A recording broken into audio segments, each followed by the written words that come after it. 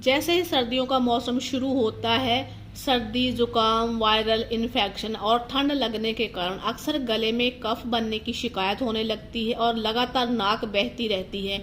छाती, सीने और गले में कुछ जमा हुआ सा महसूस होना, सांस लेने में तकलीफ होना, गले में खराश, खिचखिच रहना, छाती जाम होना, ये सब कफ के लक्षण होते हैं। वही गले की बलगम से छुटकारा पाने के लिए, बलगम वाली खांसी को दूर करने के लिए कुछ लोग दवाओं या सिरप का सहारा लेते हैं।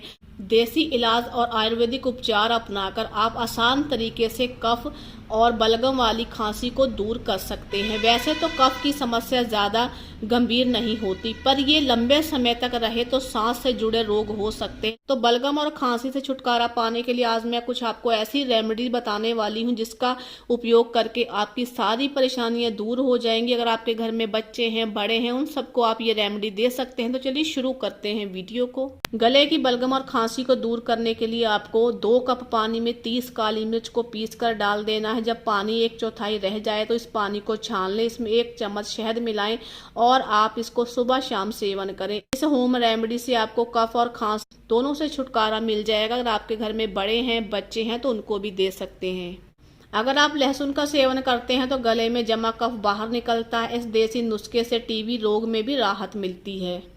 अदरक छीलकर इसका छोटा टुकड़ा मुंह में रखकर चूसने से कफ आसानी से बाहर निकल जाती है। छोटे बच्चे की छाती में अगर कफ जम गया है तो उस कफ को निकालने के लिए आपको गाय का देसी घी लेना है और आपको छाती पर मसलना है। इस उपाय को अगर आप करते हैं तो छोटे बच्चों का कफ आसानी से बाहर निकल जाता है। 1 चम्मच शहद और 2 चम्मच नींबू का रस गर्म पानी में मिलाकर पीने से आपका गला साफ होगा। नींबू जो है वो बलगम को काटने के लिए काम करता है और शहद गले को आराम दिलाता है। तो इस उपाय को आप दिन में 2 बार कर सकते हैं। गले में बलगम, खांसी, छाले, खराश, जलन, दर्द, टॉन्सिल और गले की कोई भी समस्या हो तो कच्ची हल्दी का रस मुंह खोलकर गले में डालें और कुछ समय चुपचाप बैठें। जैसे ही ये रस गले से नीचे उतरेगा, परेशानी कम होना शुरू हो जाएगी।